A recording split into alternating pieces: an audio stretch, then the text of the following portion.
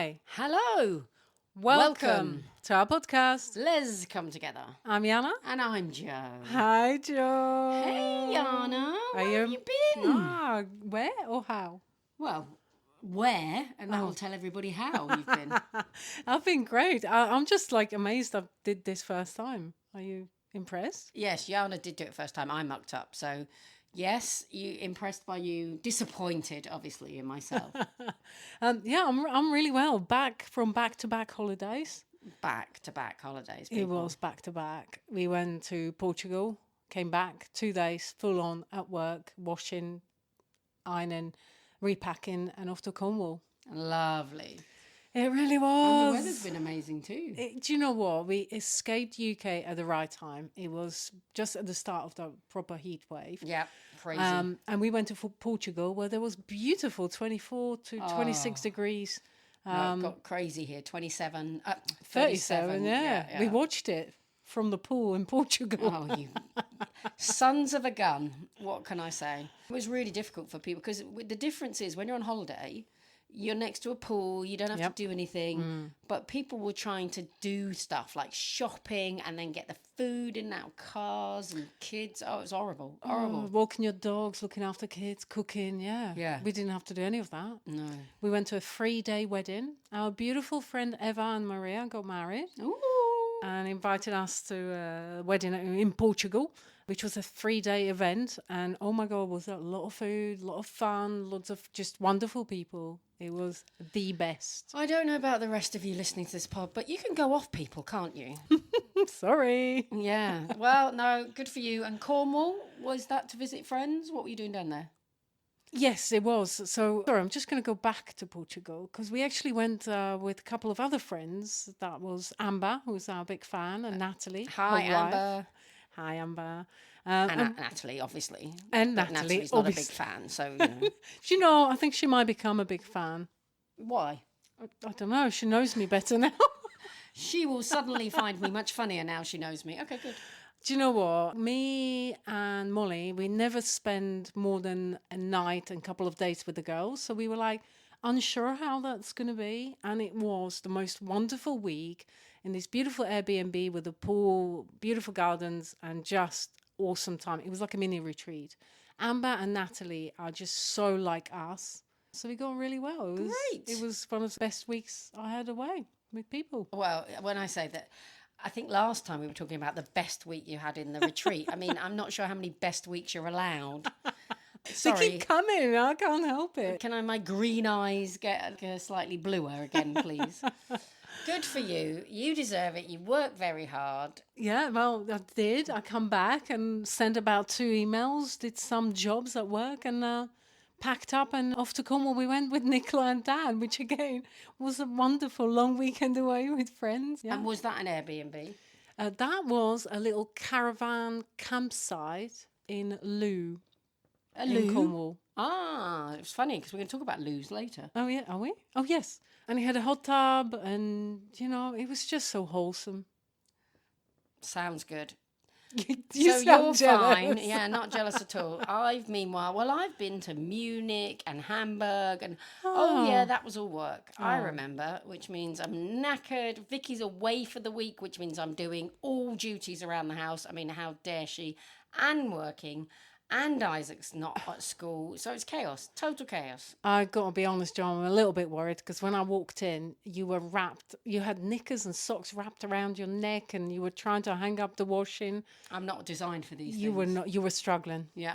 But I did help, right? Do you know what happened? You did. Although I did stop you from having to hang out my pants. I thought that was a step too far, just so you know. But the problem was I put the washing on and I did such a good job. I did time delay, which meant it was going to come on an hour before I came home from work. So as soon as I come home from work, it'd be ready. Come home, it's been on. I remembered I hadn't actually put any washing powder in. So I had to do it all again. Oh, Joe. When is Vicky coming back? Oh, Thursday. Come back sooner. It's only been 24 hours, darling. It has. She just left on Monday. It's But true. you fed the child and the dog. And the dog. And myself. You did and fine. 2 loads of washing. Oh, I mean, one without powder, but, well done. 3 loads then.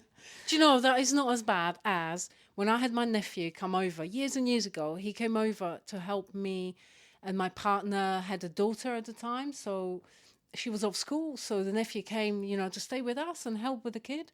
So one morning I put the wash on and went to work, came back, and he hung the wash up. But he actually hung it up before it did the cycle, before it even started. So basically he hung up the dirty wash. Yeah. Right. And I couldn't understand how it's already dry. It's because it never Because it washed. still stinks. Yeah. Oh, well. Never mind. What a lovely thought that he wanted to hang it out. Yeah. So, Jana, we were going to do M's today, I believe. Yes.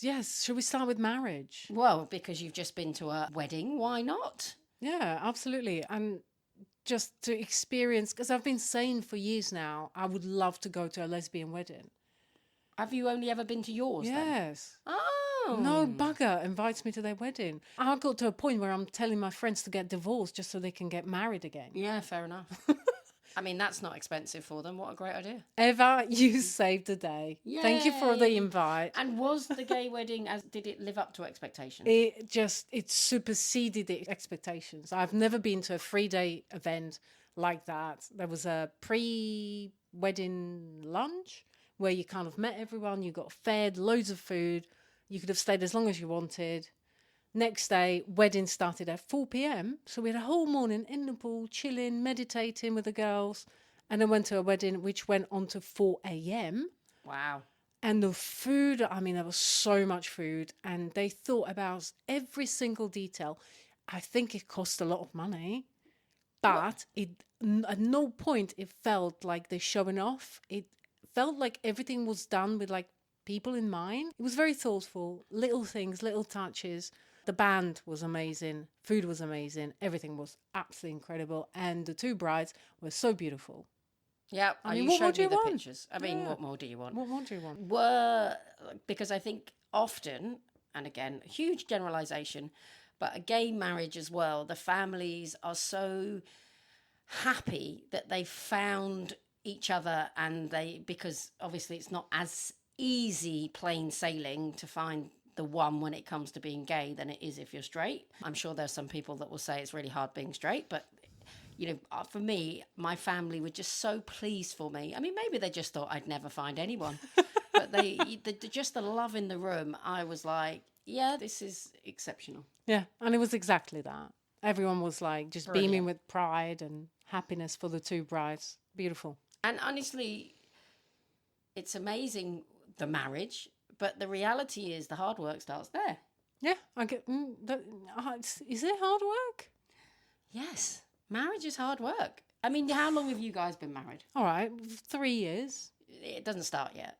But we've been together 13. I bang on about this. To me, it's no different. Yes, I have a certificate and I call her my wife, which I love, but nothing's changed. We are as happy as we were 13 years ago. Wow. I mean, then maybe it's just my relationship. But I think you're individual, and being individuals means that constantly you'll have your own wants and needs. Yes. And that's hard work to make sure that you do it as a couple so that the sum of the parts is greater than the sum of the one. I think the biggest thing is communication, Joe, and I see that. So Amber and Natalie we stayed with are also married. And I just felt they are the cutest married couple I have ever seen. They constantly talking, they discuss things, they play it, they go in the water and they play crabs. It is so... Sorry. They go in the water and they play crabs. I mean, I've heard of crabs, but it's not something I'd want to play with. What do you... Oh, okay, it's called Crab Wrestle. So they made up this little song and they sing it and then they wrestle. It is the cutest thing. So me and Molly learned it and we do it.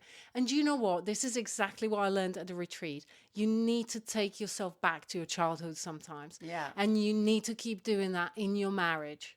Yeah. Because it's wholesome, it's cute, and you need to find that time. And I totally understand, like yourself, you've got big job, you've got child, you've got dog, you've got big house. There's a lot of responsibilities. I guess we don't have all of that. So we can focus more on having that time of being playful within our marriage. Maybe that's what it is. Yeah, I don't know. I think I've always said, if you enjoy the small things, the big things will sort themselves out. And I do think playing and laughing is really important part of it. So yeah, good advice, Jana. You're welcome. But honestly, for those of you that listen to this and going, well, I'm clearly married to the wrong person because it's hard work, I think that's fair too, that it goes in phases. There's the, the phase where it's not hard work. I think there's phases where it is hard work. I think as long as you keep your communication and you remember what it was you fell in love with in the first place, so you can continually find that, I think you'll be all right. Yes, there are some people that you look at and you go, how is it so easy for them? I always think, and this just makes me feel better, that it isn't actually that easy behind the scenes. You and Molly haven't proved me right yet because you make it look far too easy. But I think that everything goes in waves. So ride your wave, whichever it is. Don't worry about somebody else's wave. Keep your eyes center and just get on with it. Keep focused, yeah. Keep working on it. Yes, it can be difficult. Of course, we have situations where, you and Molly, I often hear that, like, we haven't seen each other for 4 days and things. Maybe that's why it's so easy, because you just don't see each other for days. Maybe because when we're not on holidays, we're literally just at work. And, then we're running in, passing ships in the dark, really. And passing ships in the dark. I love that. That's another one of your Jana-isms. Have I made that up? Ships passing in the night. But it's close enough. We all know what you meant. Thank you. And you, like, as I was saying, I was like, I know this is not right, but I'm just going to say it. Yeah, good. Sorry, thank you. Cool. So marriage, did you ever, obviously prior to 2012, you couldn't get married. You had to be civilly partnered.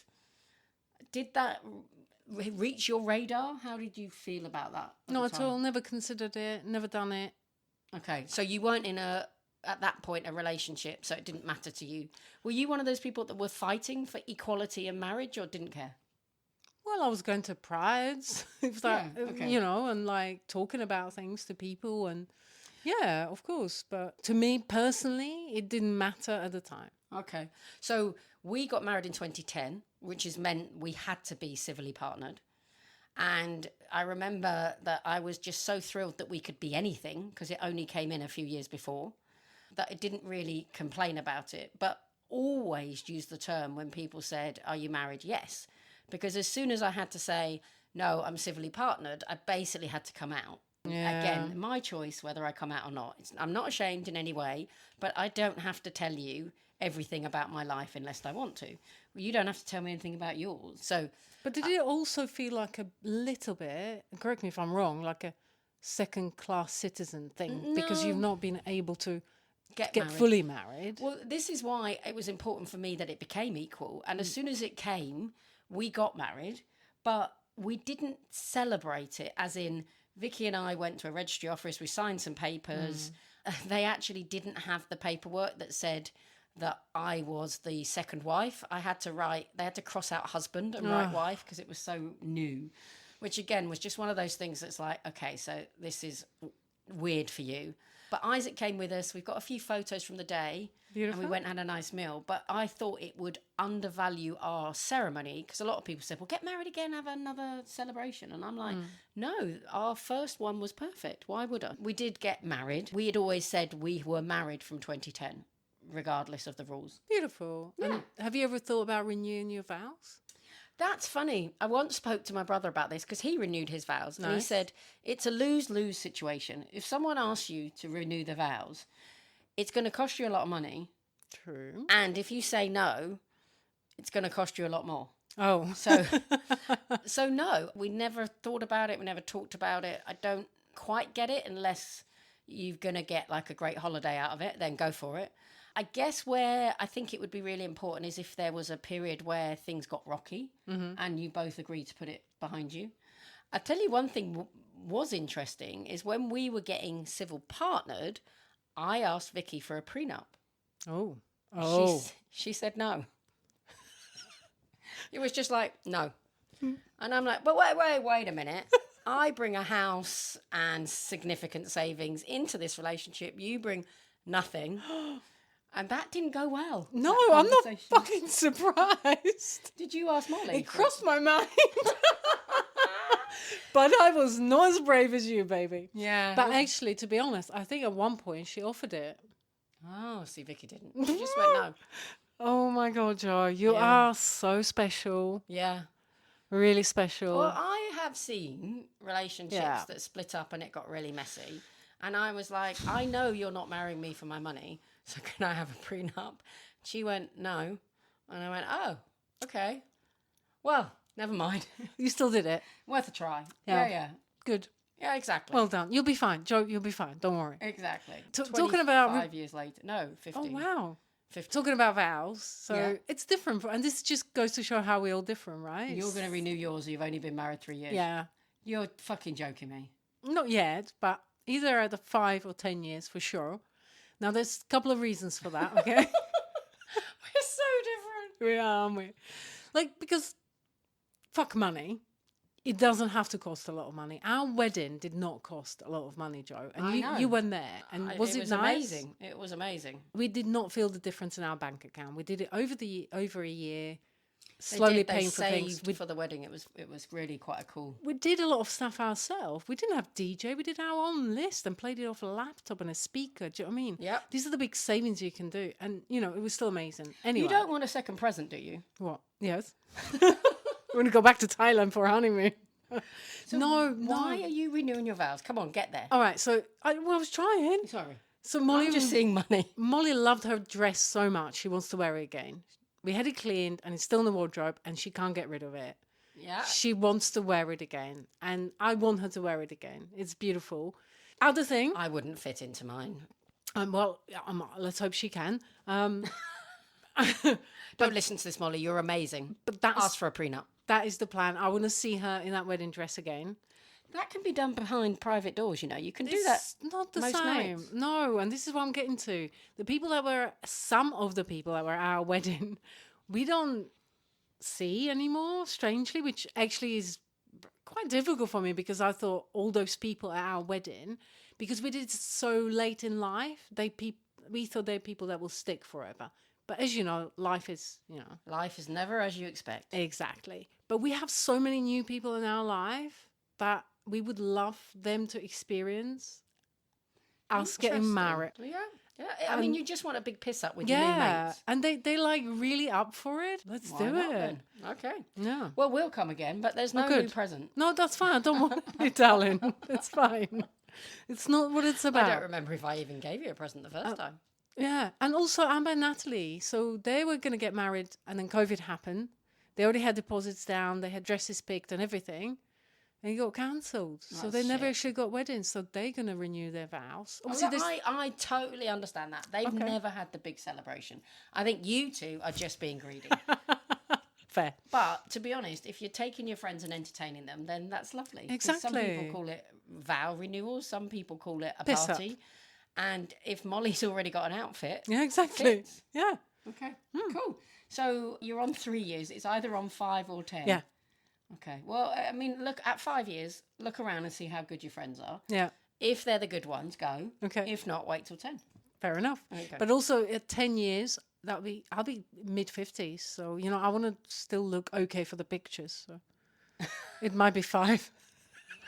Right, we have to quickly move on. Right. Right, marriage, renewing vows and just having a good party. Yes. And then this Do it. is because so your choices in life really clearly are you're happy to live in a 1-bedroom flat if you can go on holiday all the time and keep renewing your vows. Yes. Wow. Yeah. Well, that's your choice, right? Yeah, why not? No, absolutely. It's completely up to you. There is There is also a 5 to 10 year plan, which we haven't spoken about. So that might tie in with the vows. What is that about? So we're planning to move to South Wales, where we're going to buy a house with some land, Lovely. where we can have some animals, 2 donkeys, chickens, garden for This Molly. is turning into the good life, isn't it? Potentially like bell tens. Like when we went to our... Bell tend. Yeah, like, at our hen do. So what you mean you'd have land that people could stay on? Yes. And a yurt where we can run retreats from. So this is also a plan. Wow. And then we wouldn't have to ask friends to give us a garden to get married in. We'll You'd have do it your in our own. Yeah. So Oh, that could be renewing your vows / moving party. Now I'm in. might be 10 then. Okay. Do you know, when I was about 20, people used to say to me, if you won the lottery, what would you do with it? And I always said I would get like a hotel with land, and I would run themed weekends to get people to come and do like daughter and mother weekends. And Lovely. so, and basically this is what these retreats are, I've decided. So I was way ahead of my time. Well, there you go. Should have done it. Yeah. There was another thing I thought about, that you should invent that you could have a cold spray in a can. I thought that about 10 years ago. They now sell cold sprays in cans, you know. Brilliant. Yeah. Well, so Last pod and some feedback, please. yes. So ping in the pod. What did we have? Ping the Well, pod. You were talking about your retreat. She just put her glasses on, totally skew with. You were talking about your retreat. Yes, I was. Everybody said how fantastic it sounded. Yes. And at the same time, we got a ping the pod from Sarah, my colleague, who said she was considering being unfaithful to us and searching out new lesbian pods. How dare she? Because we had taken so long. How dare she? What? I know. I said this to her. Well, you can be unfaithful, but you'll only be disappointed. Well, exactly. Yeah, yeah. And you'll want to renew your vows again. All those big names of those lesbians that are doing pod, not worth it. No. Stay away. Stay away.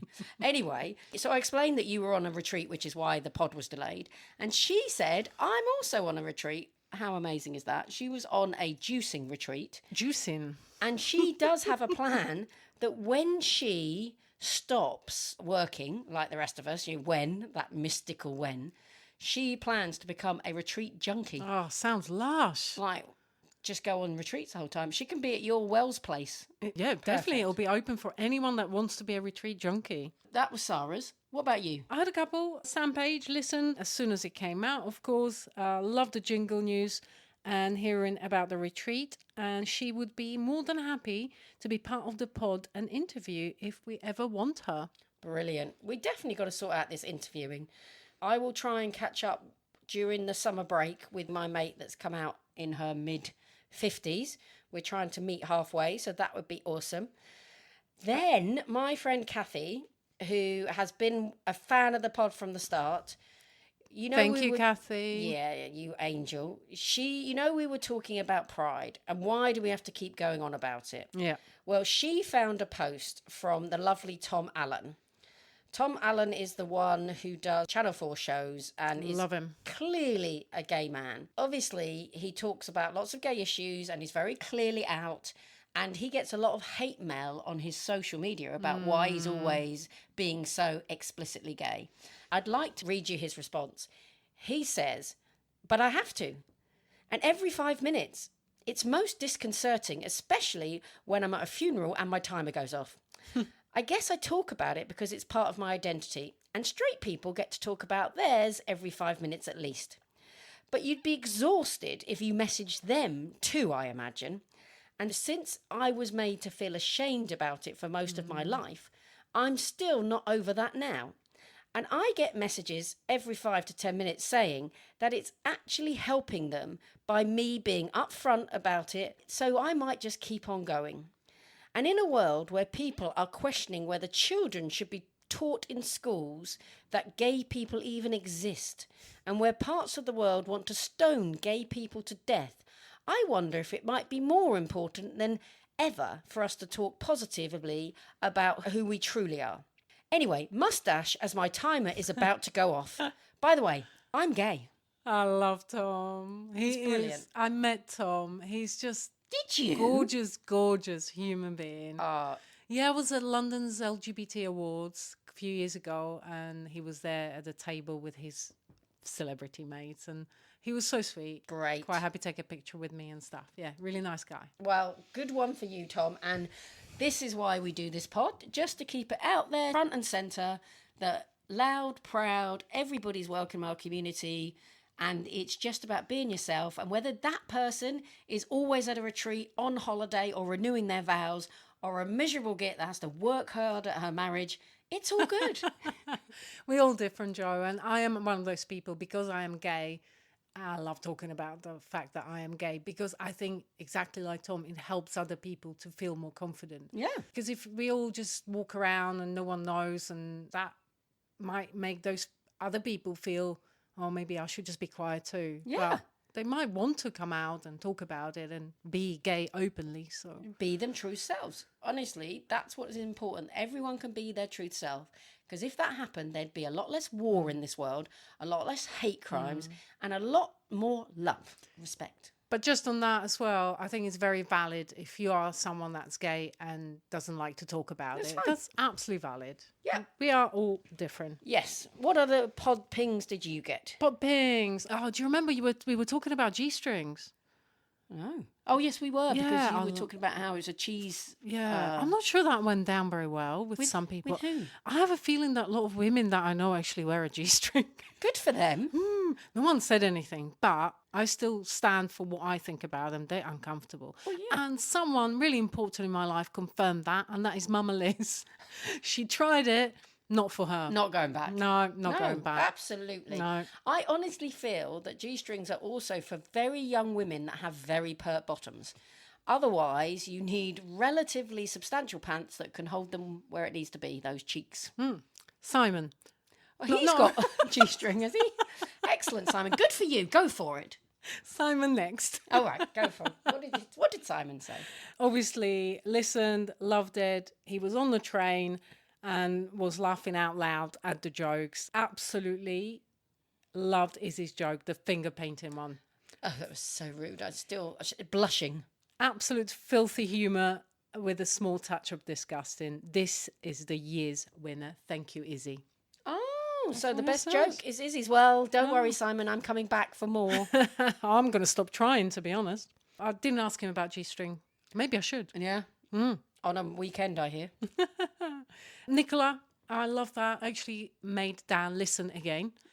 Actually, she only normally runs him through some bits, but she actually sat him in a car while driving somewhere, put the pod on so he had to listen. Love it. And they did a running commentary as they were listening, which I love. Oh, as in they text you with their comments. Yeah. Brilliant. More of that. She said she absolutely loves finding out more and more about you and Vicky and your life and your, IVF journey and everything. She really Thanks, enjoyed Nicola. that. Oh, trust me, it's been quite a journey. Some shit times, but some good times too. Yeah. Right? And what doesn't kill you? Makes you stronger. There you go. That's the thing they say when life is shit. What else we got? Have you got anyone else? No, I think that was the ping in the pods that I had. Just one last one. The girls that came to retreat with us, a few of them listened. Thank you, Katrine, Michelle, Kerry.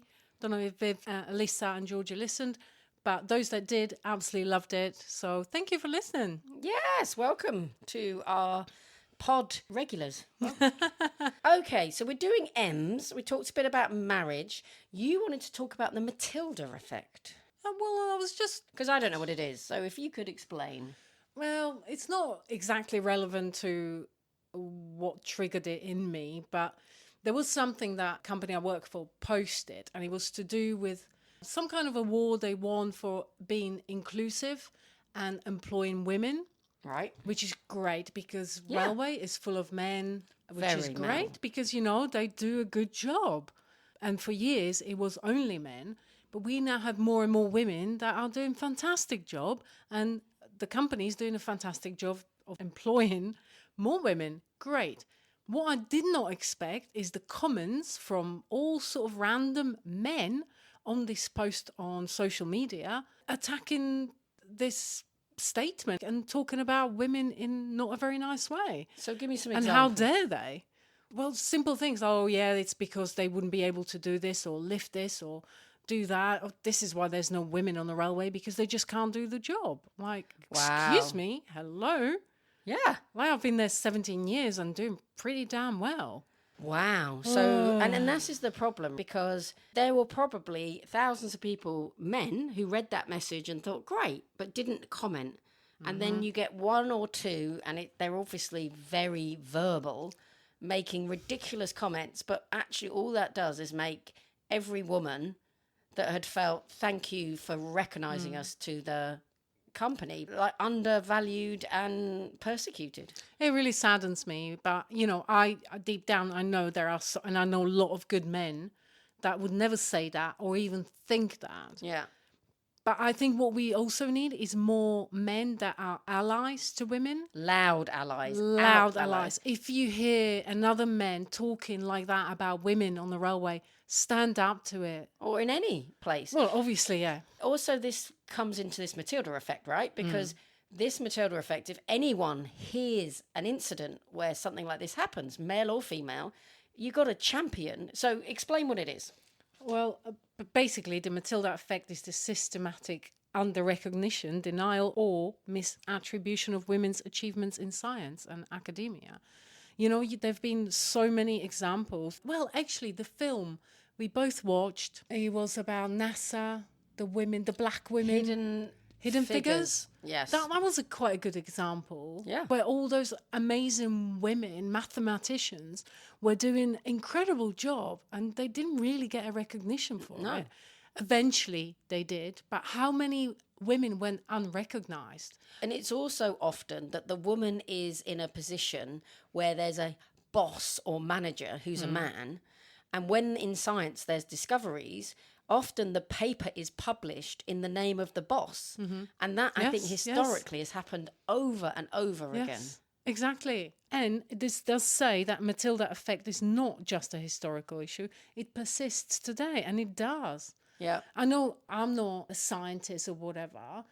I still feel like that a lot of time when, especially maybe if you are working in a mostly male environment where you can see it. It's like, I've done the same job as that guy, but he's getting a lot of recognition. Yeah. And I'm just, We talked about this earlier, and actually in my industry at the moment, I don't feel like that. They feel like the recognition is equal, but it's taken a lot of voices to say that's this person. And I think it has to happen, as you say as well, that the allies, the male allies, stand up and say, that wasn't me. You know, it's hard when you're being praised for something, but if it wasn't you and it was your female colleague, stand up and say, yeah, you're right, it's fantastic. And it was this person that did it, because that's what being an ally is. But don't get me wrong, like I have been awarded awards for my inclusion stuff that I do and all but this. that's not your It's job. not my job, no. That's I want different. people not to be shy because I'm a woman. To congratulate you and say that's an amazing... Great job, yeah. See, the problem is sometimes men worry that they're going to be told off for being patronising. But I'm sorry. But if they're doing it to the male colleague, Yeah, exactly. what is the difference? Exactly. Oh, anyway, the Matilda effect is not just a historical issue, it persists today. Studies have shown that female researchers are systematically cited less in academic literature, which is what you mentioned, are less frequently invited to collaborate, and face persistent gender bias in peer reviews and grant awards. Wow. So again, my friend Kathy, fantastically authored psychologist on children anxiety. So amazing. Look her up. Kathy Treswell goes all over the world and talks. But again, in the caring profession of looking after kids. And I think that's sometimes women have areas they're allowed to perform in. So I'm in finance. There's a lot of women in finance. We're allowed to perform in finance. But when it comes to certain male-orientated jobs, as you said, the railways or science, I think we're assumed not to be as good. And there's where the Matilda effect comes in. And we all have to stand up and make sure we get our accolades. Yes. Now, you've been reading a book that talks about a man's world. Actually, no, I haven't read it. My wife Molly has read it, and it's really made me feel like I want to read it, even though it can be quite depressing. And I actually caught her crying a couple of times. Oh, gosh. Because it is quite sad. It's called Invisible Women by Caroline Criado Perez. Yep. And yeah, it does talk about, well, it's exposing data bias in a world designed for men. And this is even more important now when AI is making decisions and doing things based on data. And what you're going to read is a couple of examples which tells you about data and how it is all fixed towards men. Yeah, exactly that. So we've picked two examples. Here we go.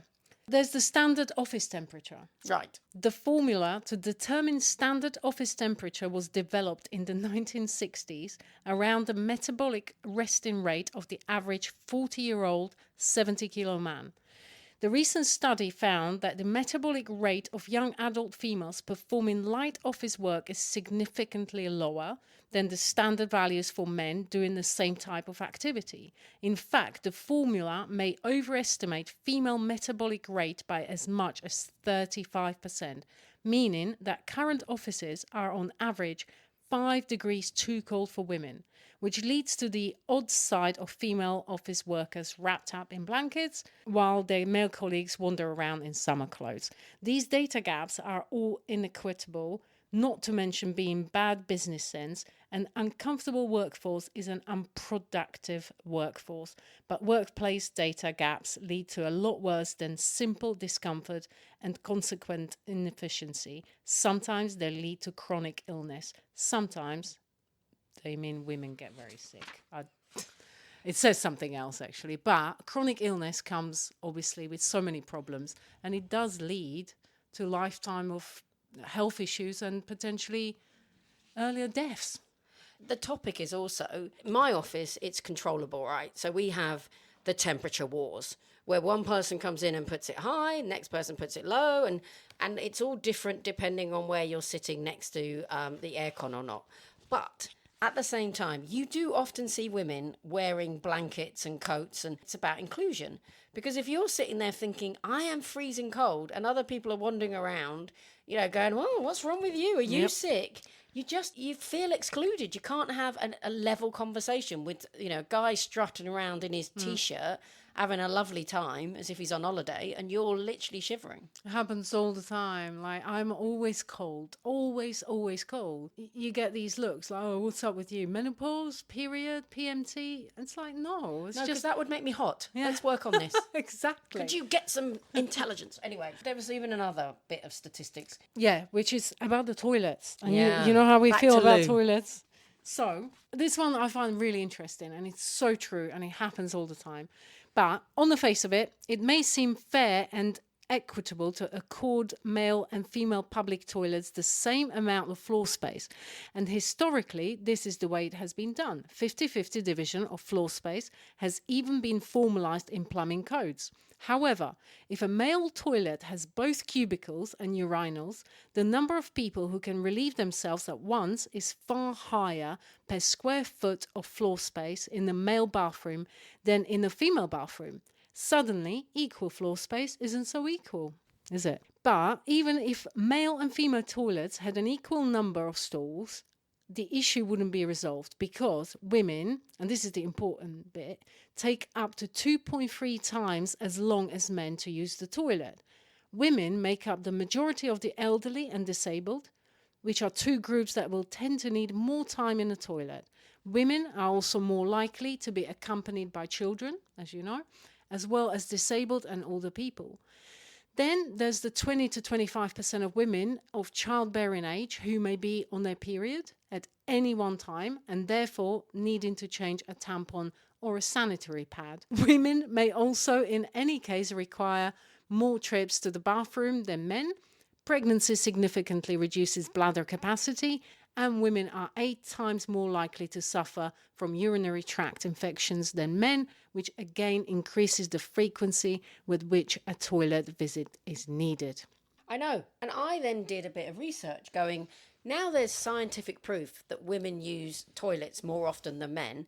Is there now more regulation about having more female toilets than male?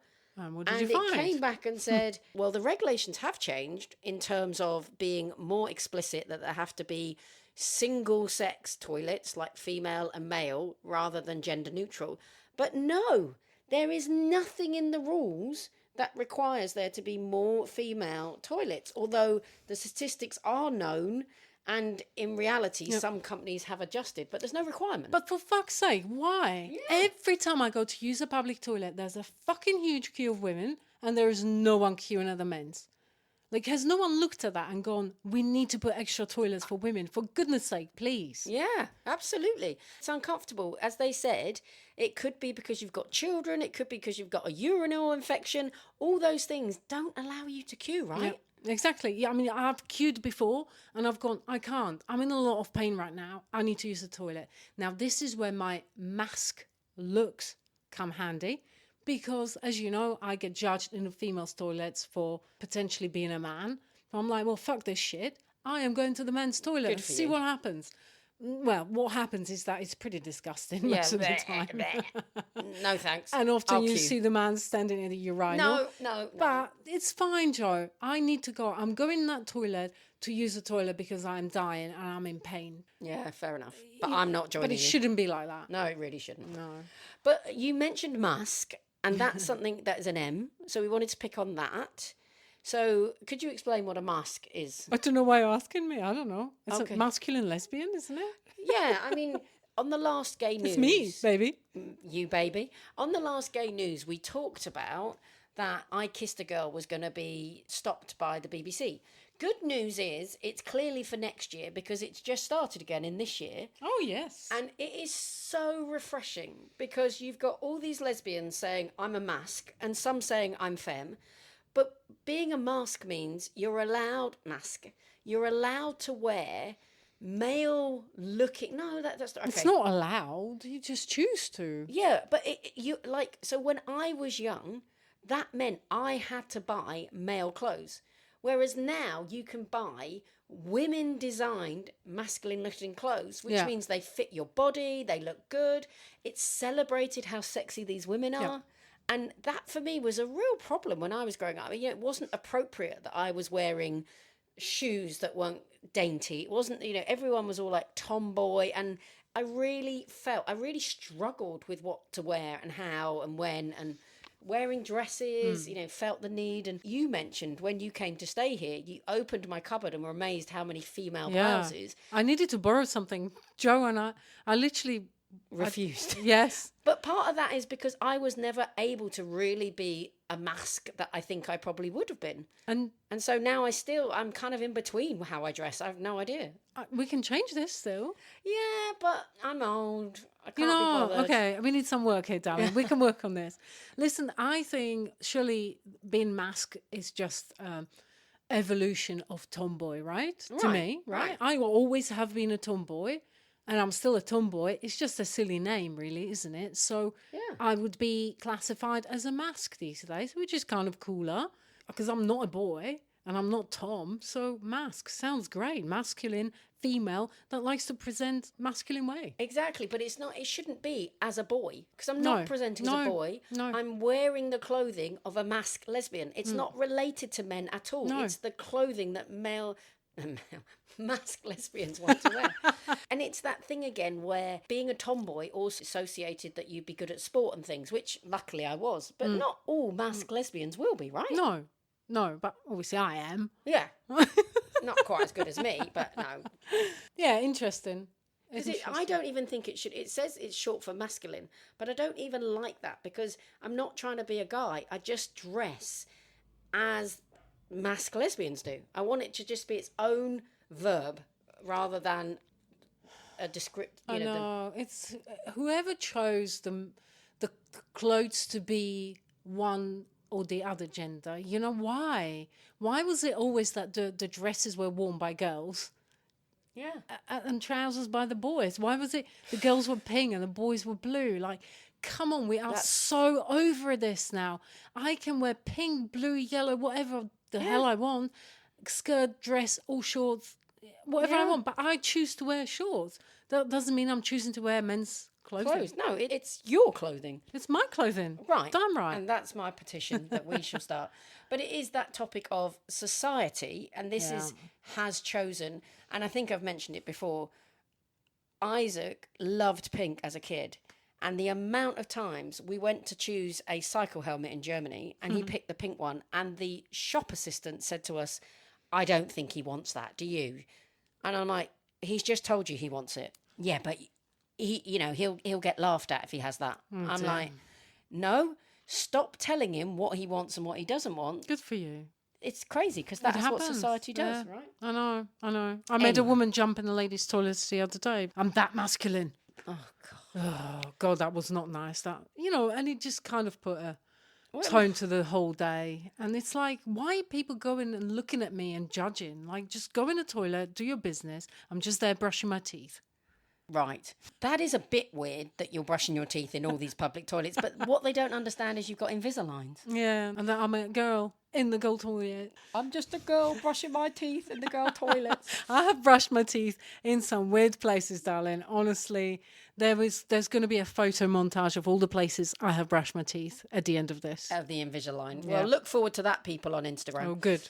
Right. So, any more M's Yes. before we get to our jokes? One more. We can mention it just briefly because we have spoken about medicine previously and testing that was done mostly, again, on men. Yes. This has been a bit of a rant, hasn't it? This does not mean we have problem with men. We have problem with the society that's creating this, right? Yeah, that's valuing the data from a man more than women because that's not fair. We all know I'm a men-loving lesbian, right? Right. Yes, we've said this many times before. Yes, we have. But on that, with the medicine, something my wife Molly has come across and really wanted me to mention it.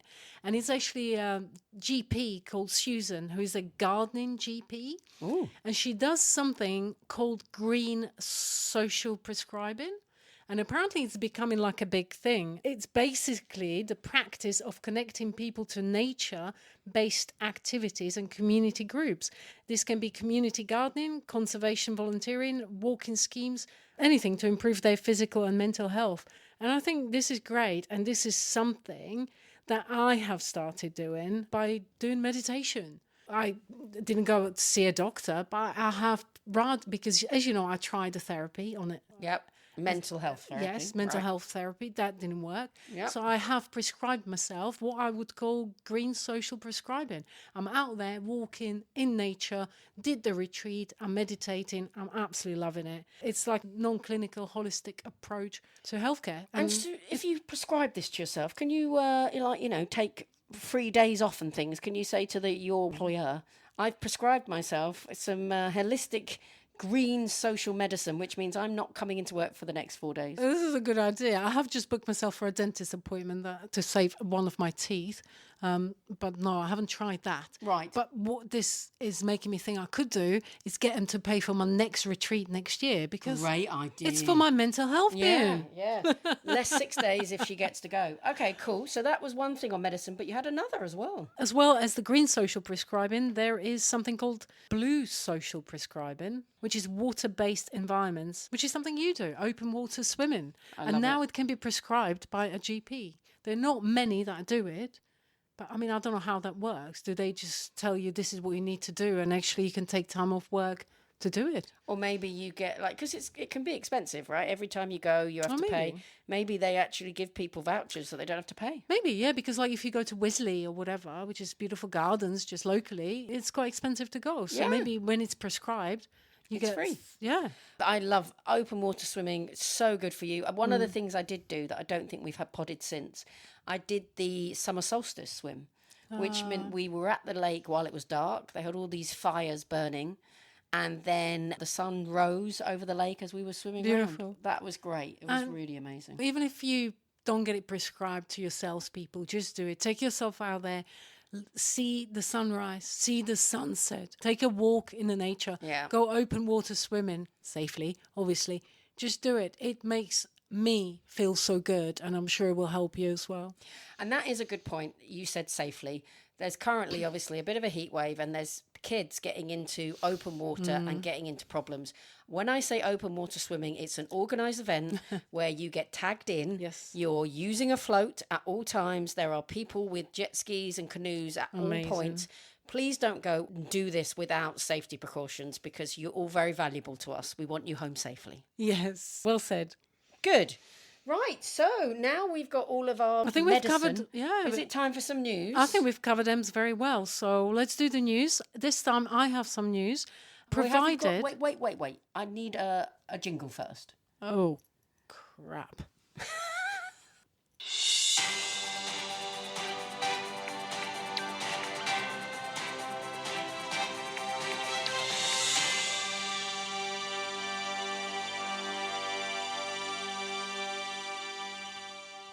Welcome to the Gay News with Jana and Jo. Welcome. Am I first? Yes. Oh, okay. Well, I'm doing the jingle and hang on. Oh, yeah, that's true. Sorry, she can't multitask. Definitely not. Right. So I have had some news provided to me by Nicola. Great. Because it's the only news she listens to, and the last ones were a little bit depressing. So she wanted to give me some happy ones. But now I'm going to have to look for it. So, darling, if you don't mind going first, No that'd be problem great. at all. So obviously it's sort of coming to the end of the Pride Month, which we spent a long time talking about in the previous pod, and hopefully when we've been talking about some of the issues in this pod, you understand why it's so important. So the 4th of July, we had London Pride, 35,000 marchers and over 1 million spectators. It was a fantastic event. Organisers made sure they highlighted 4 major issues facing the community. Trans healthcare access. This is a human right, and there's issues with trans community getting access to healthcare. Support for black and brown LGBTQ plus people, and recognition of chosen families and tackling hate crime. Anyway, keep going. Have you found your news? Well, this was my news. Oh, shit. You don't listen, do you? I sent it to you to say this is... Anyway, darling, it's fine. I've got another one. Here we go. You bloody woman. Take it all. World Pride is set to take place in Amsterdam later this month, and it will be celebrating 25 years since the Netherlands became the first country to legalize same-sex marriage. Organisers are planning international cultural events, advocacy and celebrations that will welcome visitors from around the world. Brilliant. And then the final one that relates to Pride, the ILGA World released its annual updated figures, and it showed us that 65 UN member states still criminalise same-sex relationships. The death penalty remains a possible punishment for same-sex relationships in 7 countries, and researchers reported that a number of countries criminalising same-sex activity increased in 2025 for the first time in nearly a decade. Again, focusing on why we need to keep visual and verbal about gay pride and keeping our rights, ensuring that we don't let these things slip. Exactly that. So that's it for the news. That's it for the news. Let's have the jingle again.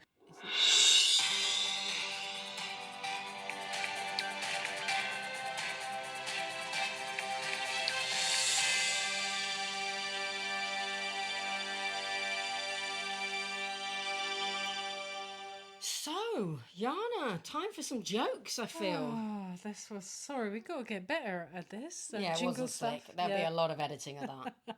Right, we have jokes. I have 2.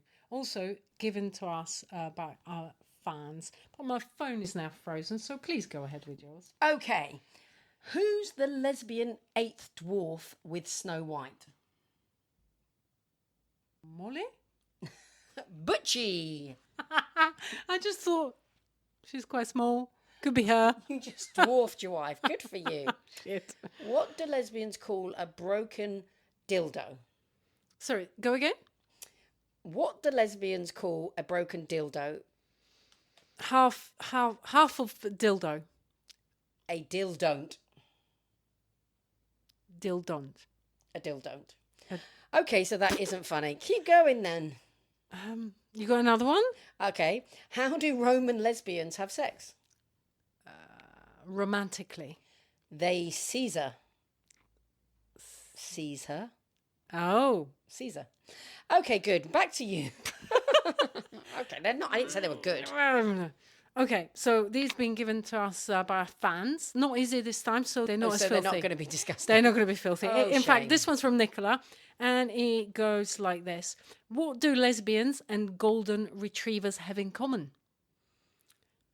Fluffy and predictable. An uncanny ability to become best friends with everyone at the park. Everyone at the park? Yeah. Why are lesbians at the park?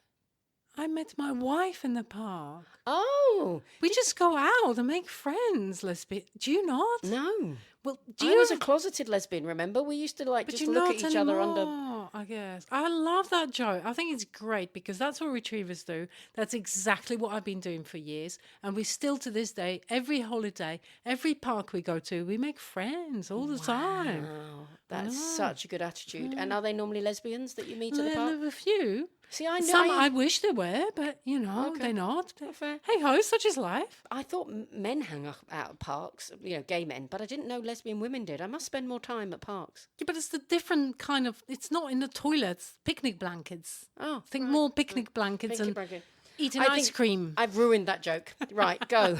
Dan gave me one, which wasn't very gay, so We like I jokes. adapted it. Okay. A lesbian girl enters a sex shop and asks for a vibrator. The man says, "Choose from our range on the wall." She says, "I'll take the red one." The man replies, "That's the fire extinguisher." I do love that. Great. Obviously, it wasn't the lesbian woman. We just changed that because it said something else and I didn't think that was appropriate. Right, Dan. But Make it thank you. appropriate. Thank you so much to everyone that Yeah. contributes, that sends feedback. Yeah, listens. We love you all. We do. And we're going to take another break, which Oh. means Sarah is definitely going to be unfaithful over the summer. Oh dear. I don't think Sam will be happy. Yeah, The and I'm others- sorry, Yeah. but it's been so hard because Jana's always on holiday. And now it's the summer. Actually, she gets to look after my dog, and I get to go on holiday. Maybe I can do the pod with Barney. Much better pod. Yeah. I doubt Jana it, and darling. pod coming to your ears shortly. But again, we will try and get back together shortly after the summer break. Yeah, keep the comments, the pings coming, Yes, please. and we will let you know what gay things happen to us over the summer. Yeah, really exciting. We will look forward to seeing you sometimes in September. Yeah. When the weather's miserable, turn on the pod and get some rays of sunshine back in your life. Exactly that. Jo, thank you. It's been wonderful few months doing pods. And thank you, Jana, for putting up with my schedule so that you continually get those dates in. So it's, been I wouldn't great have fun. it any other way. So it's goodbye from me. And it's goodbye from me. Have a wonderful summer. Bye. Bye.